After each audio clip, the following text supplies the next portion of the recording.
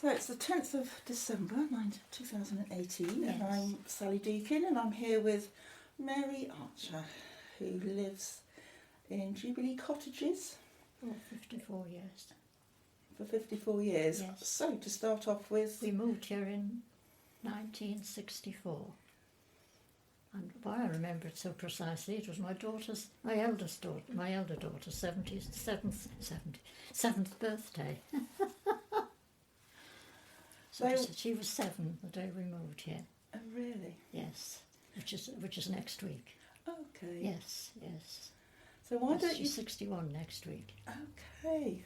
So why don't you tell me a bit about yourself, just to start off with? Oh right. Well, I was born in Brecon. My father worked on the railway. Because he was on the railway, we travelled around a bit when I was a child.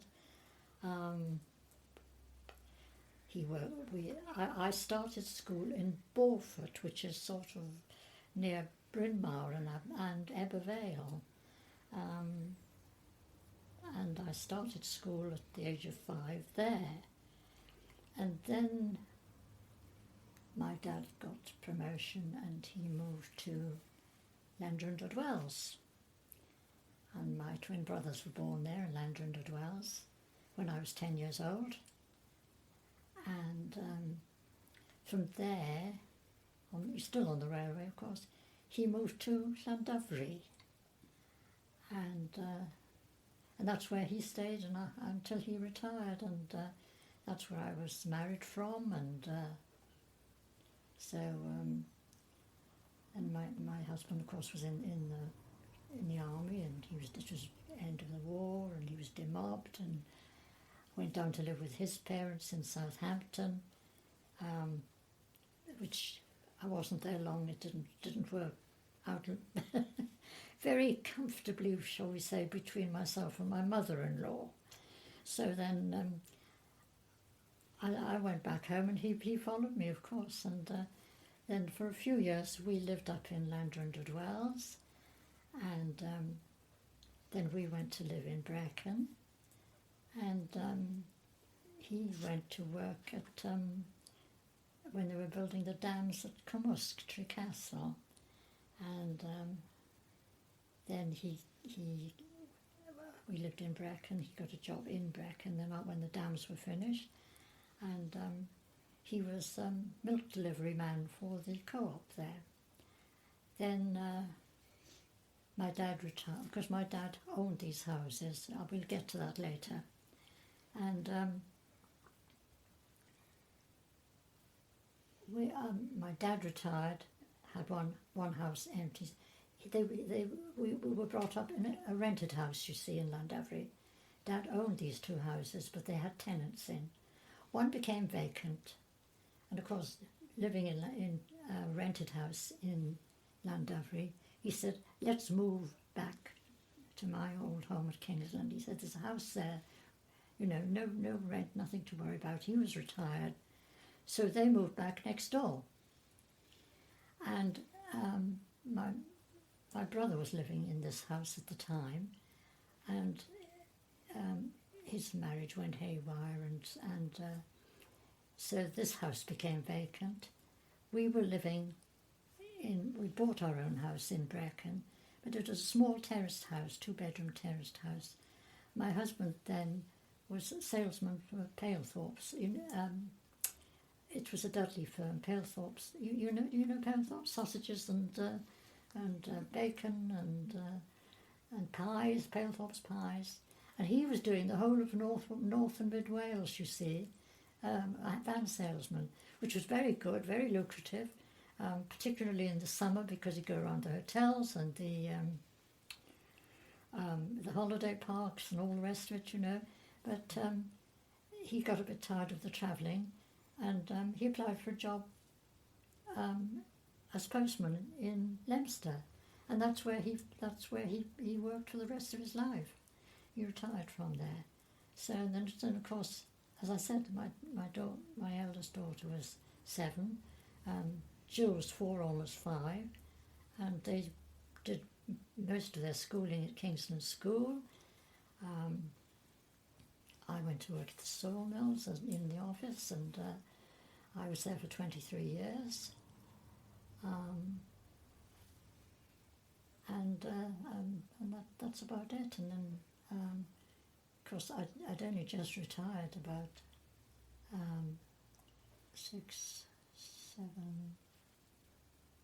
7 or 8 months, and my husband died. Yeah. And he died near Christmas too. It's coming up to the anniversary of his death. And I have been a widow for 28 years. That's a long time. Yes. So that's a brief outline of my family history and That's me. a very good outline. That gives me a good idea about your life, Mary. So you said your father and your mum, was she still alive, moved into number 1? That's right, yes. Okay, Yes.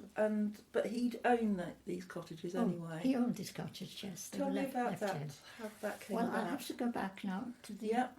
beginning, all that I know from the beginning of the Lewises, who owned the Jubilee Works. Okay? Okay, tell me all about the Lewises. Well, my niece has been looking into our family history, and I've gleaned a lot of information from there. Apparently, my great-great-great-grandfather, 2 greats, came from Bedstone. Now, Bedstone is over towards the Bucknell area, over in that direction. And there's a school there, quite a famous private school. I expect you've heard of Bedstone School. I have. Yes. And he must have been quite a progressive thinker for his time, because although he had a big family, my niece and I have discovered that he educated all his children and sent and apprenticed them. Now, my great-grandfather then was his son, you see, and he'd been apprenticed as a carpenter and wheelwright. Mm-hmm. I don't know where he met my great-grandmother, but they were very hard-working, industrious people by the sound of it. And I know that at one stage they lived at Yarpole, and they came down to Kingsland from Yarpole, and he set up business there, next door to Brian and Jackie, you know. What's now the Garth? Which is now the Garth, but it was Jubilee House in those days. And then he set up business there, and he had 3 children. The eldest daughter, Susan, my grandfather, who was the eldest son, and younger brother, Will. What was the name of your grandfather? Charles. Charles. Yes. And then Charles married. No, I better tell you a bit about him, because I know I knew him. Mm-hmm. He won a scholarship to Lucton School, and I've got some books over there I'll show you afterwards. Oh, lovely. His Leaving Bible and his prayer book, signed from Lucton School. And he won a scholarship to Lucton School, and I will tell you a little story now which will go on. Some few years ago,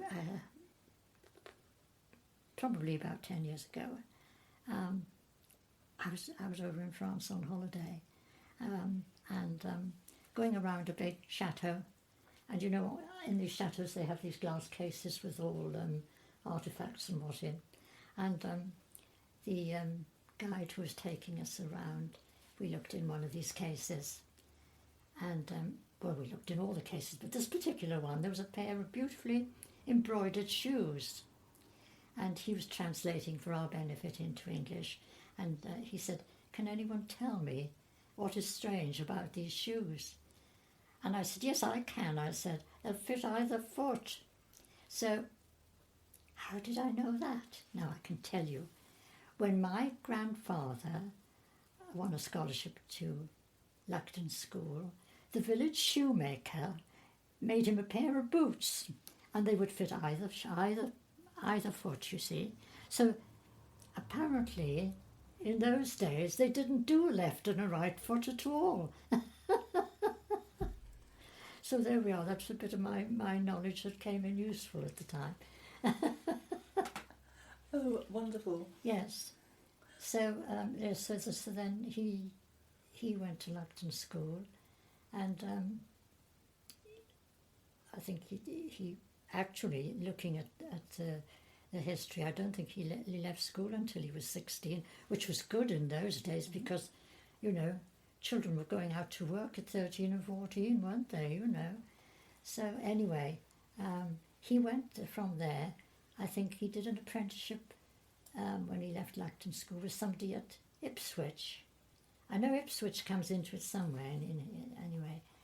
And what I remember was he was, after that, he was clerk of the works to the Duke of Beaufort. Oh, right. And they lived there. My father went to school. He had quite a lot of schooling, I think, in the village school at Beaufort when they, you know, on the estate when they lived there. Where is the estate? Gloucestershire. Gloucestershire. Yes. You know where all the that's where Princess Anne and that does her horse training, and yes. So and then I think I've not known a specific time how long he was there, and then of course when I knew him he was retired, you see, but no, saying that, he can't have been, because I remember when I was a little girl going from Wales, from either Llandrindod or Llandovery by train to Bucknell, and my granddad was meeting us at the station in his car. Now, to have a car in those days, I felt so proud and full of myself sitting in the back of this car, and it was a big old Morris Cowley with a fold back hood, you know, and yes, and by at that time he was Roads and Bridges surveyor for the Knighton District Council. So, and that's what he was doing when he retired. So, and so he lived in Wigmore. He obviously looked to the future and settled in Wigmore before he retired. But of course, you see, there was no old age pension or anything in those days. Now, a bit of the family history is that the youngest son, Will, inherited the Jubilee Works and everything, money, everything. His sister inherited these 2 houses, and he was cut off without a penny. Now, don't ask me why. That's a part of the history. I couldn't answer if you asked me if I wanted to. But my grandfather was the eldest son, but he was cut off with nothing. And so then the strange thing is, Uncle Bill had the business, and I remember a couple of times going to visit him when I was a little girl, and being taken up the back of the orchard. There were buildings going on up in the back of the orchard, and of course they must have had a forge there as well because of putting the metal strapping around the wheels, you see, and there was all that going. And I remember in his garden he had bee skeps, you know, the beehives in skeps, and I had never seen a beehive skep before.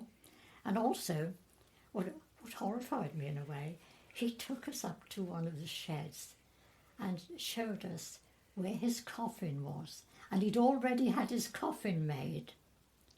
And as a little girl, I was quite horrified in a way to think, you know, oh my goodness, I don't know what I felt about that. But anyway, Uncle Bill was a bachelor until he was 70, and then he decided to get married.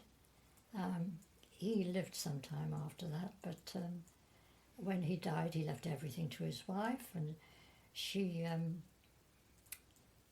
had some house clearance people from Birmingham came down, and everything went lock, stock and barrel. So my father, although he was the only grandson, he never inherited anything. But fortunately with Dad, he had his job, as he said, he had his family, and there were no hard feelings. The only thing that did ever peeve him was the fact that the family Bible went. Yes, so I think that filled you in on the family.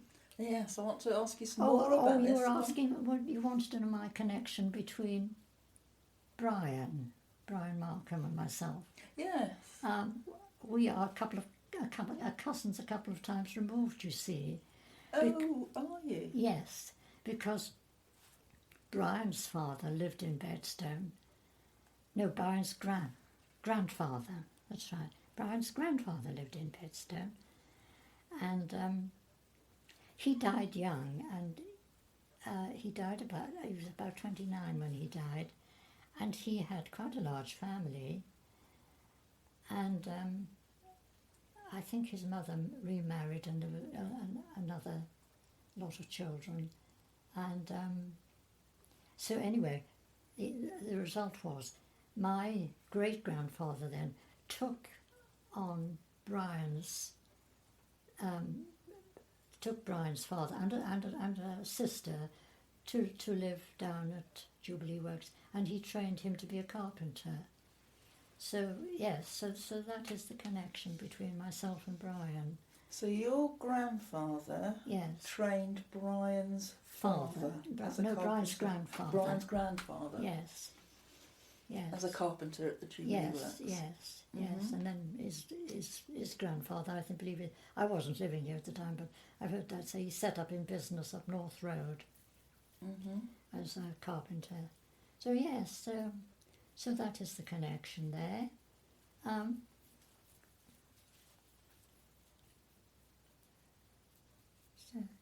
Can I ask you more about going to visit the Jubilee Works when you were a little girl? Oh yes. How old were you? What year are we talking, do you think, when you were going? I presume you went... When I first went, I must have been about 7 to 10, between 7 and 10. And but I spent more time in Wigmore with my grandparents. You see, school holidays and that, I'd be there with them. Yes. And this was your uncle, is it Bill or Will? Well, some people called him Will, and some people called him Bill. Oh. He was my great uncle, you see. Your great uncle? Yes. That's what I was wanting. So he was known by both names? Yes. Yes. Actually, what did they used to call him now? Oh, I know. He had a nickname in the village. He was known as Little So Big. Little So Big? Yes, because apparently, although he was a short man, he had big hands, big feet, and I think he had quite a big head as well. So he was known in the village by the nickname of Little So Big. Oh, lovely. Yes. What an amazing nickname. Yeah. So... And tell me more about the visit there. It sounds really interesting that you remember it so well. Oh yes, I can remember. They have upstairs. They have 4-poster beds. Take me for a walk round. Oh sounds gosh, interesting. if I can. Oh. You remember the 4-poster beds? Yes. What else do you remember? What do I remember? Oh my goodness. So this is Jubilee House, is it? Yes, this is the house. Of course, they used to have apprentices there, you see, as well. And and I must tell you this as well. This is very interesting. I don't even know if Brian knows this. Where he has his garage now, my grandmother had a laundry.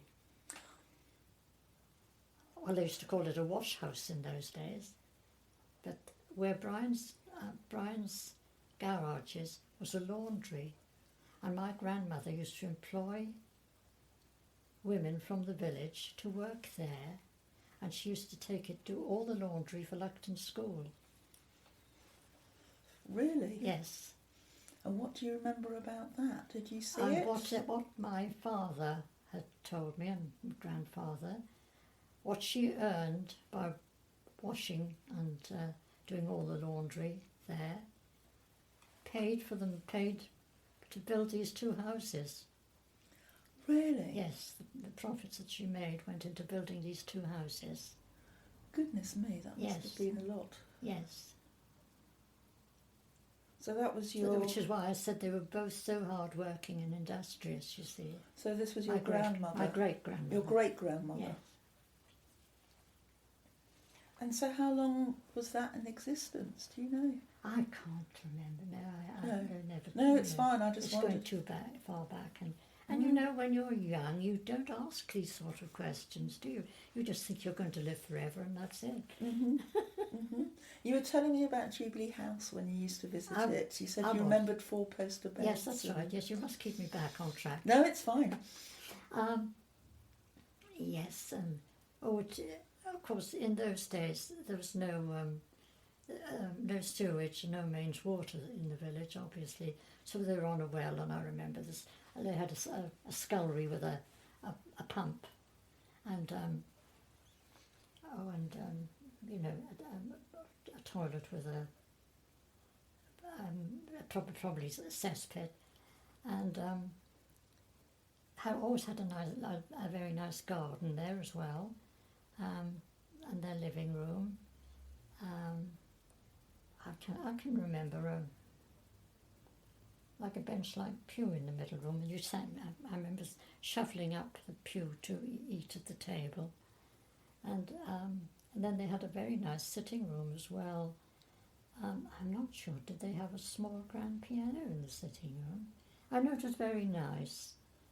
And of course on I don't know if it's still there, I haven't looked lately, but on the outside wall of the house in the front, they had a lovely pear tree growing all along the wall.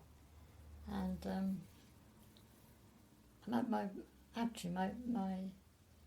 my memories of coming to Kingsland are far more vague than going to Wigmore, you see. Yeah, that's fine. Yes, because... but anything you remember's interesting. No. So then, of course, I can't remember much more. Then my mother, and of course, my dad was in the First World War. You see. Oh, I must show you the picture. When do you want to see? Do you want to see the pictures now or later? We'll look at them after, shall we? Shall Yes, we okay. talk first? Because I've got a picture of my dad in his uniform when he was in the First World War, and of course he went from here. I think he joined up in Leinster. Fortunately, he survived. Otherwise, I wouldn't be here.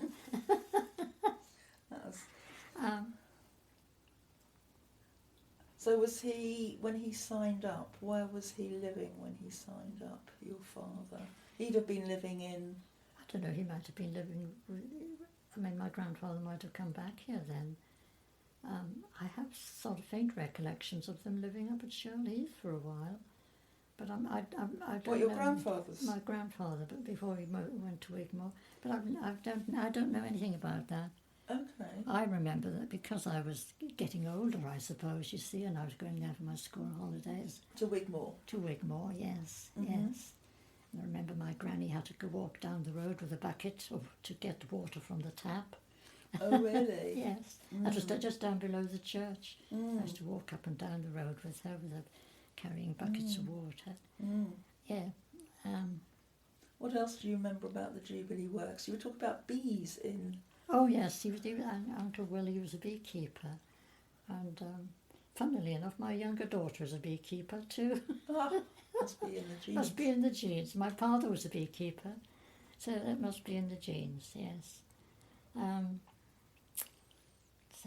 So they had beehives, did they? Yes, they had beehives. Yes. At the Jubilee House. Yes, and they had them in the straw skeps. Can you describe skeps to me? SKEPS. What did they look like? What do you remember? I'll show you something and it'll probably call to mind. I've got a little wax candle here in exactly the same shape as a bee skep. Okay, yes, it's the domey beehives. Yes. Mm-hmm. But they're called skeps. They're called skeps. Yes.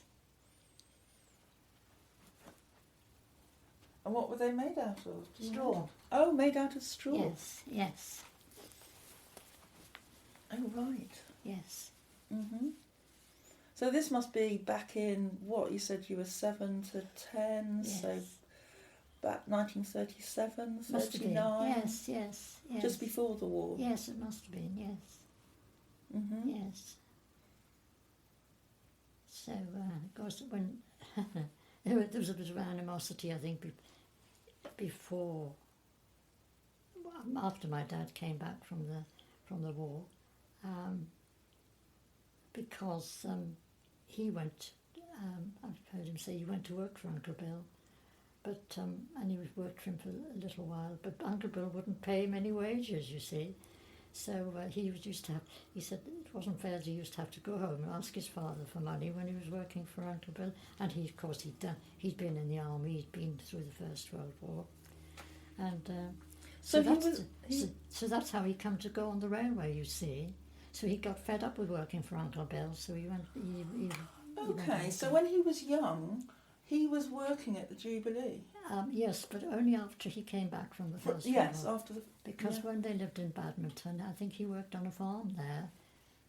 Yes. Mm-hmm. So where was he living then when he was working at the Jubilee? I don't know, that must have been the time when they lived up at Shirlheath, I should think. Okay. I can't, I'm a bit vague about that. No, that's interesting. Yes, and of course you weren't around then. No, we were living in Wales, you see, as well, so, yes. And of course, I mean, when he came back from the First World War, I wasn't around then. Your grandfather? My father. Your father? Yes. So, I'm just trying to get it straight in my head. You were living in Wales? We were living in Wales. My dad was on the railway. Yes, but before that, he was living, you think, maybe in Shirlheath? He might have been, yes, yes. He was certainly living locally. But, I mean, perhaps that was when his father was working for on a surveyor, you see. But you weren't around then, so... No, I wasn't around then, so I have no memories of that at all. No memories of that? No, that's fine. So, so the cottages, these cottages were built from the profits of the laundry in Jackie Markham's garage. That's right, yes. How interesting. That's interesting, isn't it? Yes. Very. Yes. Very. And you said that Will or Bill, either name, had the Jubilee Works, but then everything was sold. Yes. But your father got left these cottages? Yes. Because because his sister had willed them. She died before my grandfather and had willed them to my grandfather, you see. Okay. So then they passed down to my father. Right. Yes, I wondered how the cottages stayed. Yes. Mm-hmm. That's what happened. The cottages were left to the cottages were left to my great aunt Susan, who left them to my grandfather, who left them to my father, and now I'm living here. Just one. That one's gone. Yeah, my mother sold that. Oh, she sold. Yes. The number one. Yes. So, when you were small, you remember going to visit your uncle at the Wagon Works. Yes. You got any other memories of Kingsland from when you were young from visits? No, because it was just a visit to go there and go back home, you see. You know. So, no, I haven't, I'm sorry. Oh, no, that's fine. I just was checking you didn't remember anything else. No. And do you remember hearing any other stories about the Wagon Works when your great uncle had it? No. It's fine if not. No. The only thing I could tell you is that there's a wagon at Acton Scott. Yes. From the Jubilee Works. Yes. Yes, I'll have to look for that when I next go there. Yes. So tell me about your earliest memories of... You came back to this cottage. 1964. 1964. So take me on from there. What do you remember? What was Kingsland like in 1964? In 1964, it was still a lovely village that it is now. But then we had, a butcher's shop, we had a grocer's shop, we had the post office and the little shop attached to the post office, and we had a bakery round, a milk round, a paper round, and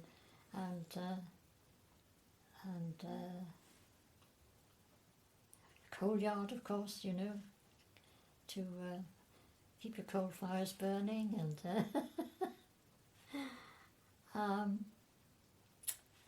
both my children went to school here. My grandson went to school here. I think my father went to school here at some time or other. I think my grandfather must have gone to school here as well. So yes, you know, we're a bit attached to Kingsland, don't we? Sounds like it. So tell me about this village you moved to, and tell me more. You said it got a butcher's. Oh yes. Tell me about the butcher's. The butcher's was down. And there was 1, 2, 3, 4 pubs. Yes, there was the pub at the Bell, opposite the corners there. Oh, it was still open when you moved here. It was still a pub when you moved here. Was it a pub? No, it wasn't. No, it wasn't a pub. It had not long closed, but it wasn't a pub. And there was a little shop just alongside the Bell, which sold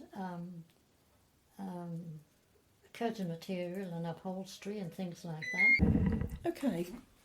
Why don't you tell me a bit about, I asked you about how you did your shopping, and you said you used the village shops, and you talked about Mr. Cragg and Edgefield. Can you tell me a bit about Mr. Cragg and the shop at Edgefield? I can't remember him very well, but yes, because it was when we first came here.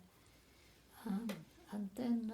what was the shop like inside? Inside it was a lovely old shop, you know, with everything you wanted. Bacon slices and cheese slices and sugars weighed in bags and 2 display windows each side, steps to go up the middle. And also the bakery was attached to the shop, and they did a bread round as well. Tell me about the bakery. I don't really know much about it, except that it was there, and we used to have bread from there. Okay. Yes. And was it a shop inside? Did you go in? No, it was just where they baked the bread, and then they did a bread round. Yes, sold bread in the shop as well, you know. Yes. So. How often was your bread delivered? Or did you buy it? I think it was daily in those days. Yes. Who delivered it? Was it? And it was delivered. Yes, there was a van around the country as well. Oh, they had a van. Yes. Yes. Mhm. So. And the butchers, you were. Yes, Mitchell's the butchers. Mitchell's the butchers. Yes. Tom, can you describe that to me? Where was that? Well, it was down. If you go straight across the crossroads, and you see the house, first house on your left-hand side, and then that was the butcher's house, and then his business was just a little bit further down, where you could see I think you can see the shop front there now, but I think they make sort of garden furniture. I'm not really sure. I think they make garden furniture and stuff there now. Anyway. And what was the butcher's like? Did you buy your meat there? Oh yes, lovely meat from the butchers. And of course, years ago in my father and my grandfather's day, there was a slaughterhouse, an abattoir in the village as well, you see. Was there? Yes. When was that?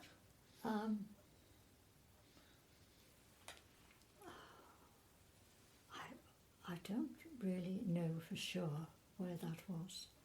And as I told you, there was a shoemaker, a bootmaker in the village as well. Yes, in your grandfather's time. Yes, in my grandfather's time, yes. Mm-hmm. So it was quite a self-contained village in those days, you know. Yes. Oh, and of course there was the railway station as well. Right, and that, did you say earlier that had closed when you arrived?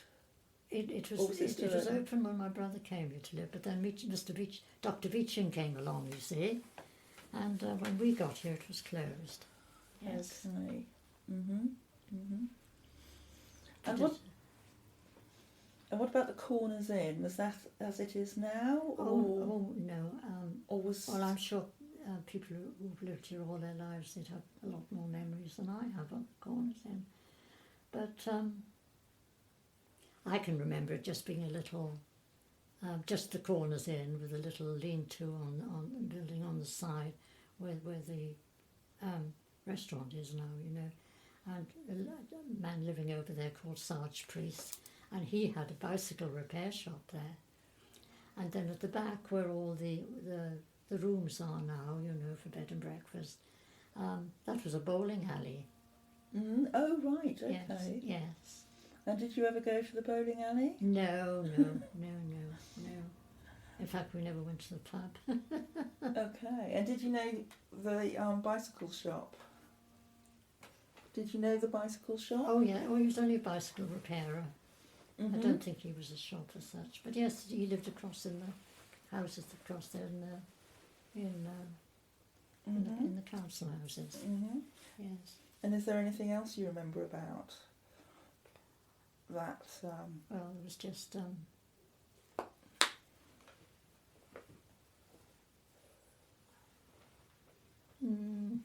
no, I can't remember much about the corners then. So where did you used to go? You said you didn't go to the pubs. What did you do back in the early 60s when you came here? Did you go, were there clubs or the church? Or we went to church, yes. Okay. Yes, we went to church.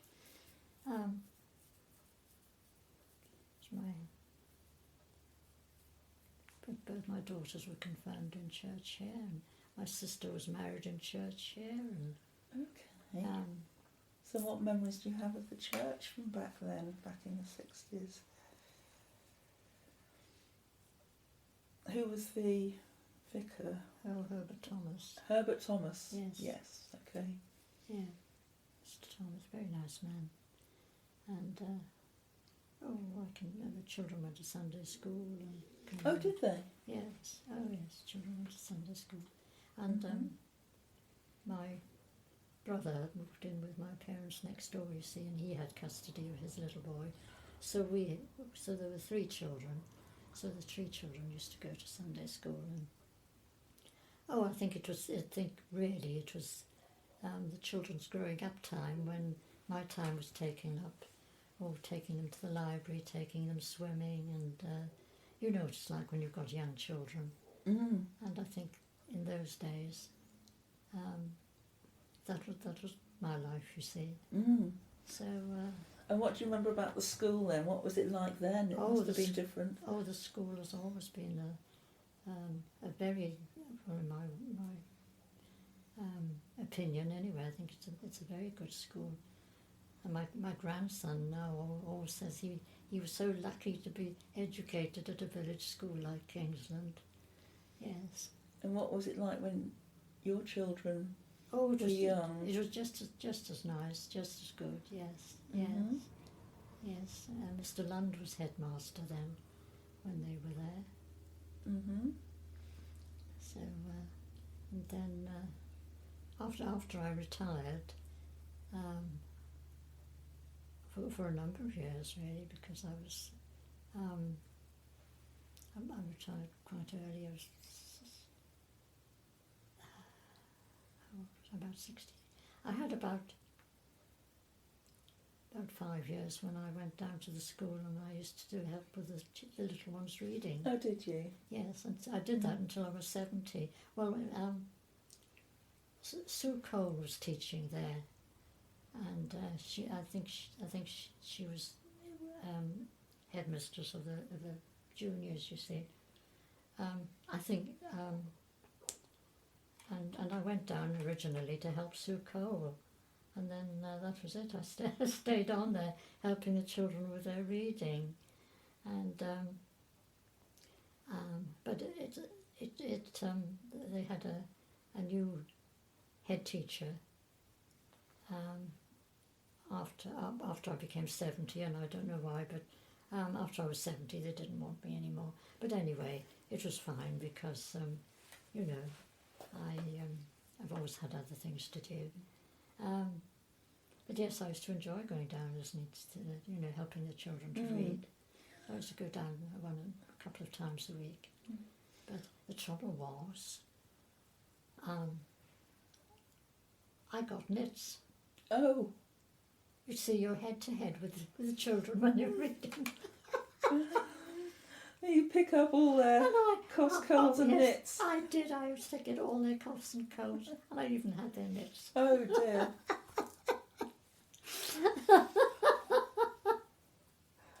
What I'd love to ask you about is what was a big part of your life in Kingsland was the sawmills. Yes, because I was there for 23 years. Exactly. So why don't we go back to the beginning and tell me how you came to be at the sawmills and what it was like then? Oh, right. Well, I left school when I was 16, went to grammar school in Llandovery. I did a shorthand and typing course, and went to work at when the children were old enough to leave, and of course my parents were living next door, I went and started to work in the office in the sawmills. And then Anne Roberts, do you know Anne Roberts? I know of Anne Roberts, yeah. She started working at the sawmills from school. And I went there when she was there, but she left, so there was only myself, and it was a sort of business where you did everything, you know, the typing, the invoicing, the bookkeeping, the wages, the whole lot. So yes, so I got into it and the timber trade, and that's where I stayed and really enjoyed my life there. Yes, and Jack Williams was owner, you see, and he also owned Team Sawmills at Ludlow. So what was it like? Can you describe it to me? Because it's changed a lot. Oh yes, it was a very, very... When I first went there, it was very busy because, of course, that was before the Dutch elm disease. And it all stacked with coffin boards drying, and we'd be cutting wedges for the railway. But of course, things were always transported by road, you see, when I went there. The railway had gone. And I don't know if it's true, but there was a huge slab of concrete at the top of the mill. And I don't know if perhaps somebody was just spinning me a yarn, but I was told that during the First World War, on this big, thick concrete plinth was like a ski lift that went up over the fields up towards Shorten to bring timber down. I really don't have anything to, and no one I can ask now, you know, to of any authenticity to confirm that. So. But it's a strange. It is a feat. They were such good engineers in those days, weren't they? You know, and inventors, and it is a feasible thought that the road transport would not have been like it is today. You see all the heavy goods and that. It would be more horse and cart. So it's quite feasible that it was true. Yeah, I'll have to ask others about that. Yes, I don't know. Yes. So what else do you remember about Kingsland Sawmills when you were young back in the... It was a very busy sawmills when I went there, you know. What did they have there? What was it like? They'd take in the round timber. You see, they'd go by and we had a timber faller, a fellow faller. And, you know, and then Jack would go out and have a look at stands of growing timber and buy it, you see, and then the timber would be felled and dragged out, put on lorries and brought down to us in the long trunks, you see, in the wood, and then they'd be all converted then on bandsaws and, you know, in the mill, and whatever orders we had in for post and rail fencing, and gates, farm gates were made there. So yes, it was a very, very busy business. And then any stories from that time? Any anecdotes about the sawmills working there? Anything that's happened or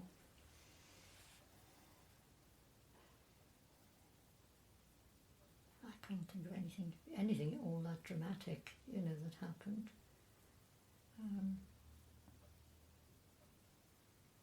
Yeah.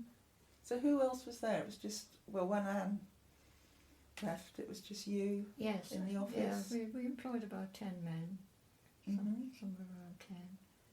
Yes, just myself in the office and Jack only had a manager. Yes, Harold Saunders was the manager. And he went to work for left and went to work for the Duchy of Cornwall. Then Jack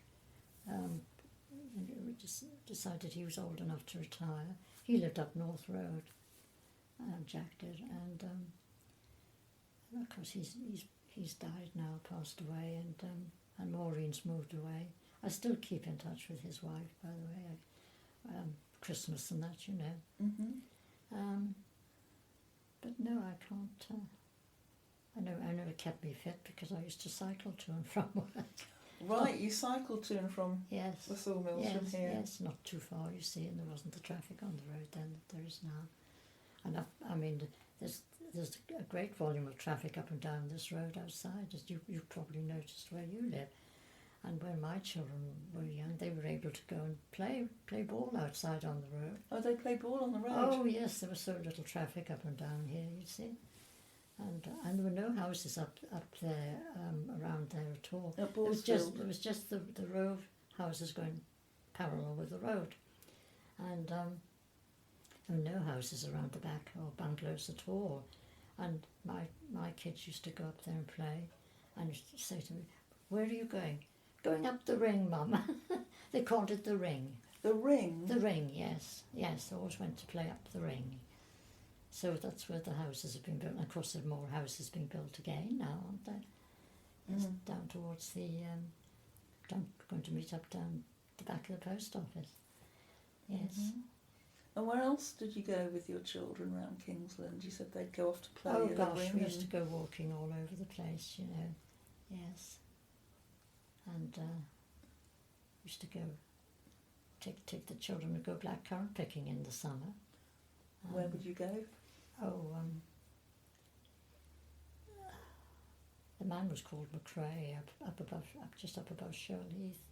Go on our bicycles, of course, and pick blackcurrants, because there was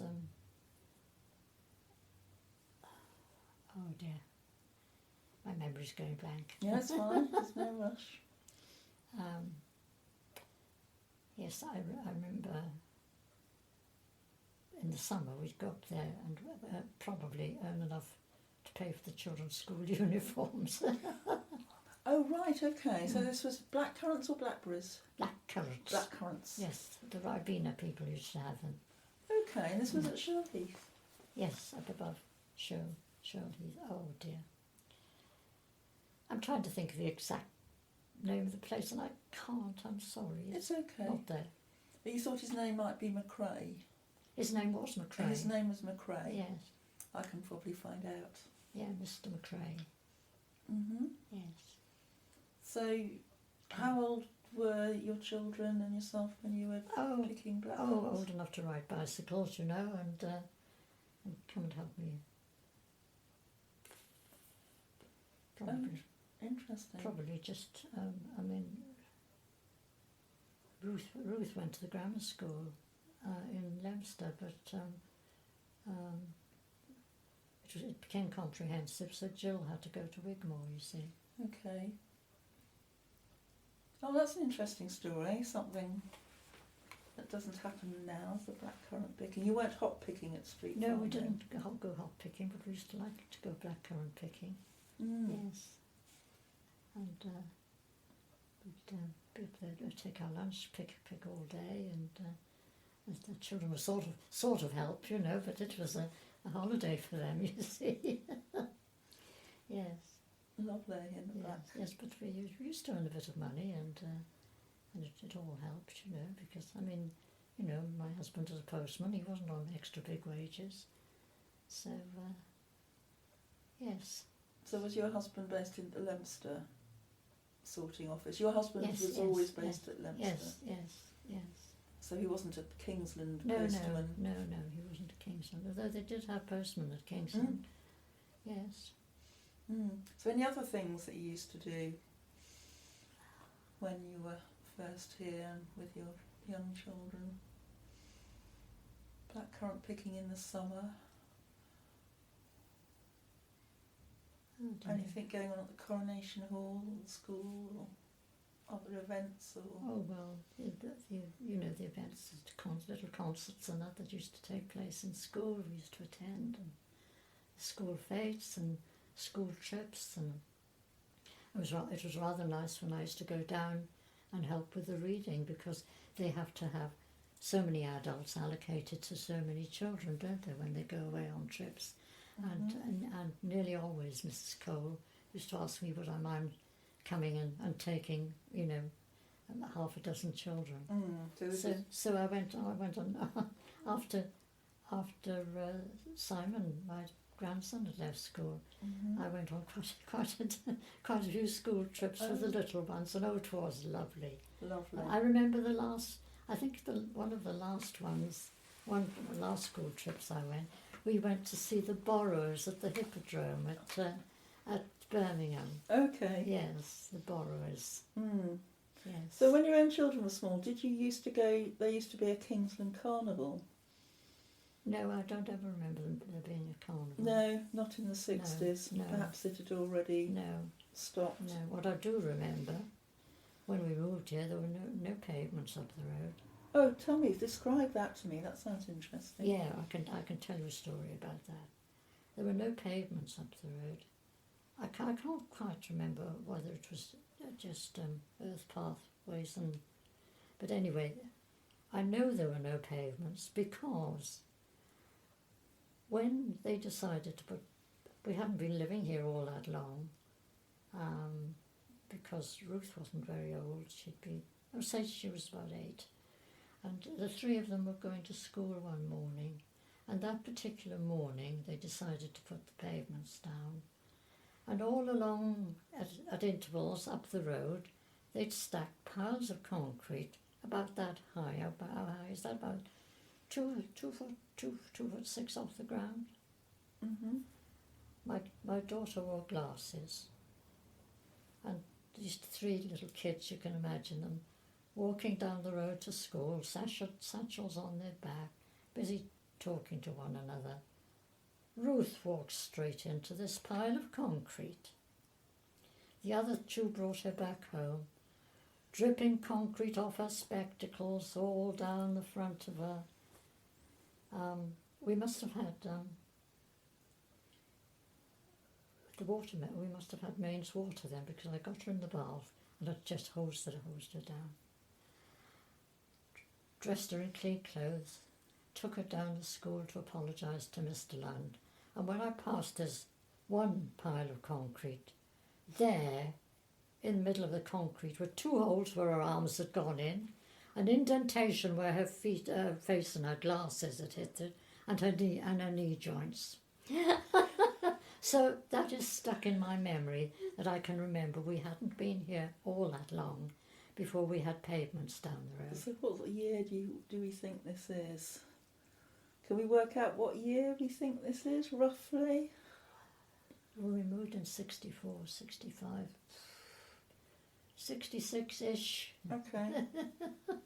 Yeah, about 1966. So Yeah. that was the first time pavements went down up Lugg Road, Lugg Green Road, yeah. Well, I think it must, yes. Yeah, but I always remember this piles of concrete. And what about the surgery? The surgery used to be in Stonehouse, next to the...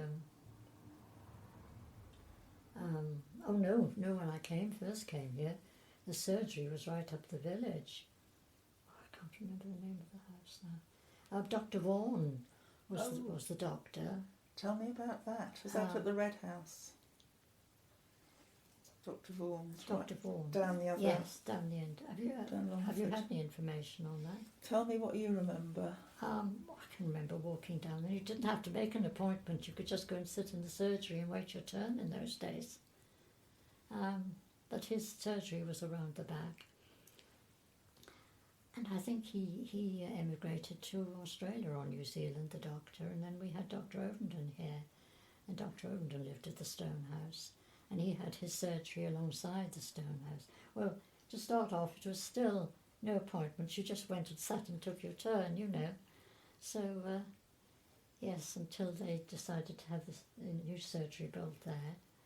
So, yes, it's always been, so apparently.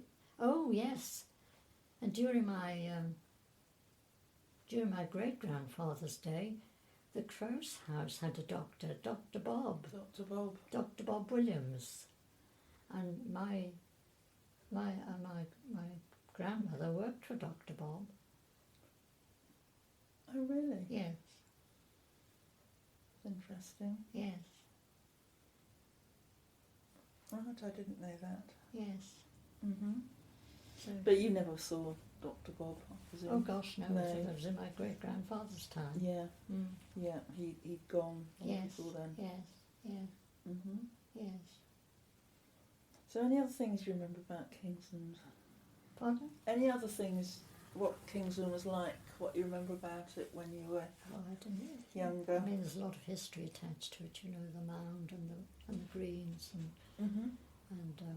and you can see the indentations in the green where it was moated at one time, and there was a stream running down. You see as well, Mhm. and of course there were no restrictions on the children in those days. They just used to go out and play where they wanted to. You know, it was a wonderful place to live and wonderful place for children to grow up. Did your children play on the greens? Oh yes, they went down there to play as well. Oh yes, Mhm. and you know, children could wander in those days, and it really was a safe village. You had no worries at all, you know. So So they just used to go off down the greens or up the ring, or yes, that's right. Yes. They used to tell me usually which direction they were heading. You know, my younger daughter, she got stuck over a stream at one time when she didn't come home. We had to go and look for her. Where did you find her? Oh, down. So if you go across through the church and over through a kissing gate, you can walk down and there's a stream down there, and there was a log, and of course Madam had tried to walk over on the log. She just got stuck halfway and then she couldn't get back. Mhm. Yes. Any other stories or memories you'd like to tell me that you haven't mentioned? Well, of course, even this road looked different then, because next door to these two houses, going down the road when we first lived here, there was I don't know if you noticed, but there's a house back off the road. Yes. Is the next one down? Next to the corners. No, next Oh, no, next this door one to here. us. Yes, yeah, these two houses, and the next one down is back off the road. Well, when we first came here, that belongs to Johnny Price at Day House. Day House, actually. He used to have, it used to be a tied house for his workmen, and when we first came here, there was a little black and white cottage there, but the back of the cottage used to be face onto the street, and the front of the cottage used to look up their garden. Okay. And it was, That's unusual. yes, it is, isn't it? So Yeah. next to you there was a black and white cottage, Yes, and its back faced Lugg Green yes, it was, Road. and the cottage was right on the edge of the pavement, you know, on the street, not back off the road where it is now. And the back end of the cottage, you know, they didn't have a back door, obviously. Perhaps they had a side door, but the back of the cottage used to be right on the. You just see the black and white cottage with the back end of it on the street, and their front door used to look down the garden that way. So you'd have to go round the cottage to the door. That's interesting. Yes. So a bit like the poorhouse. Yes. Their doors Yes, that's right. Yes. the back yes, is yes, on yes, the street. yes. Well, it was probably a cottage of much about the same age as the poorhouse, you see. Yes. So there was someone living in it when you came? was that? No, it had recently become empty because the people who were living in it went to live in the council houses across the road, because I expect they had not been all that long built when we came here, you see. And when we came here, when we actually moved in, we had no sewage and no main sewage, no mains water. So how did you cope for water? We fortunately in Kingsland the water table is fairly high, so we had a pump out of well, no, I've still got the earthenware pump. I got some plants in it, the earthenware sink, and a pump over the sink, and then at the bottom of the garden we had a toilet with two holes in, you know, so it was his and hers, if you like, very friendly. Toilet with two. Two in the same. Yes, in a long toilet with two, wooden toilet with two in the same. You know, as I said, very friendly. So that's interesting. So it was still like that when you first came here? It was still like that when we first came here, yes. Any other things like that that had changed? Well, and our well is right at the back, you see, where my greenhouse is now. And of course both houses were the same, you see, they both had wells. So yes, and the and of course the sewage was, it was quite a good system really, because the washing water from the sink in my kitchen used to go down the garden under the toilet, so it was then it went into a cesspit, you see. So it was quite hygienic, I suppose, for that day and age. But of course, I think years ago they had a pigsty down there as well. Oh, did they? Oh yes, because everybody, you know, people in the country kept a pig years ago. And I remember when we came here, there was a big chain attached to the side of the shed, and apparently they used to have a dog kept down there in a kennel. But people did that years ago, didn't they? Kept their dogs in kennels. Yes. But the pigsty had gone by the time you got here. Yes, my shed is where the pigsty was. Oh, right. Yes. Oh, that's really interesting, the difference in your house. Yes, yes. Yes. You know, and how things were done. Yes, yes. So when did you get water and sewerage? We hadn't been here living all that long before we had water and sewage, fortunately. As I said, when Ruth fell into the concrete, we must have had sewage, because I can remember standing her in the bath. So, that's it true. could have been a bit later, you see, I'm not sure. But anyway, it's round about that time, will it give or take a few years. No, that's really interesting. I'm interested in the things that have changed like that. Yes. So I remember we had a toilet with two holes in, you know, two rings cut out, so it was his and hers. That's lovely. So, what are the biggest changes you think you've seen in your time in Kingsland since you arrived in the early 60s? Oh, the building that's going on, I think, at the moment, you know, it's taking, I mean, I know people have to have places to live, but it's taking up all the green spaces. You could walk up North Road and past fields, and, you know, none of the houses were up North Road in those days, and, you know, could walk up probably most of the way to the chapel, and not many houses, and green open spaces, and a lot more orchards about as well in those days, you know, because Hereford's always been an apple county and a cider county, a cider making county, and there always seemed to be a lot more orchards everywhere. Yes. So when you came here, all the bungalows up North Road hadn't been built? No. It must have felt very different then. Yes, it was, yes. Yes, and of course the fire station was down there. Where was that? Down North Road. Whereabouts? Oh, there's a house being built there now, so I don't go up North Road all that. It's not all that far up past from the corners in. Yes, that's where the fire station was. And of course, the school. It was always a big event for the school children when the fire engine came out, and little kids would. And of course, it wasn't the traffic. They'd come out onto the pavement and watch the fire engine going by.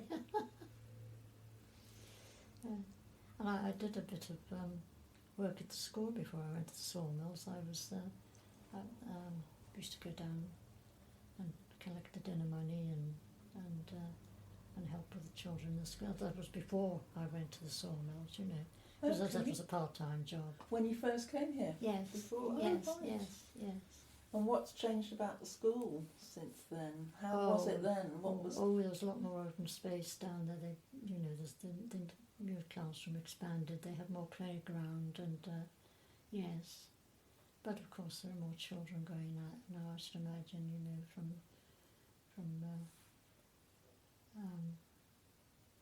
the area has extended, hasn't it? Children are coming in from all over the place now. So, yeah. They said the thing that's changed the most is the building, the houses, and all that used to be orchards and green space all down North Road. Yes. Anything else that you think you've seen that's changed a lot since you first came here? Or from your memories as a child going to the Wagon Works? Well, it all seemed so quiet when we used to come here. And of course, as I said, we'd only come for a day visit, you see, so it wasn't a stopover when we came here. And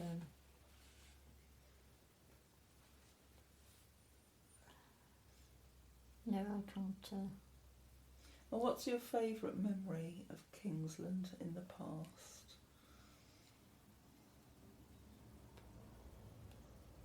I don't think I have a favourite. I had an absolutely wonderful 70th birthday. Yeah. Mm-hmm. I think that might be a good memory. Yes, it is a good memory.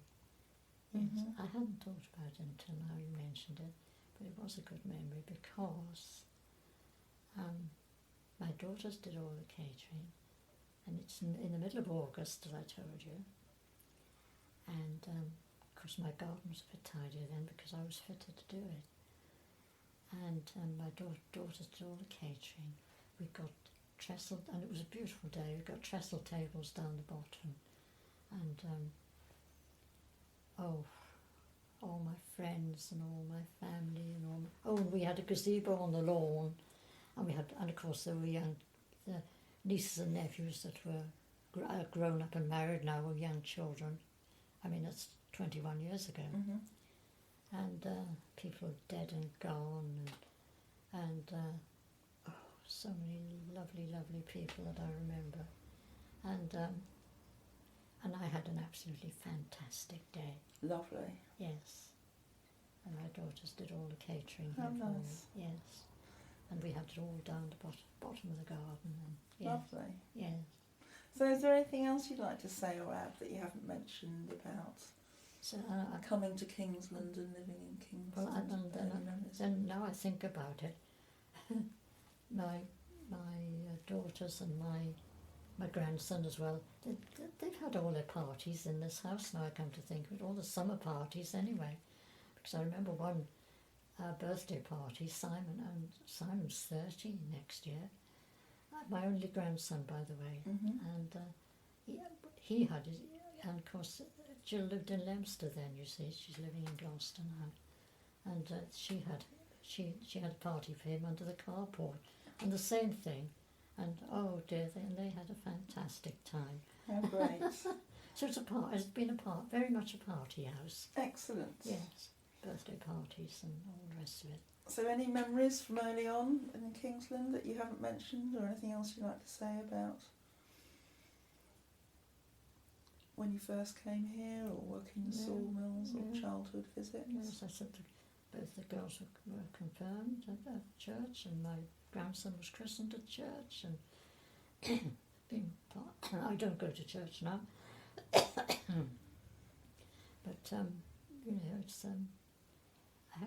it's some very happy memories of going to church and that with the children and regularly on a Sunday. You've told me an awful lot all about the Jubilee and your family and the Wagon Works and the Sawmills. It's been lovely to listen to everything you remember. Well, I think I've run out of steam now. I think I've covered everything. Thank you so much. You've been just great. I hope you can use some of it.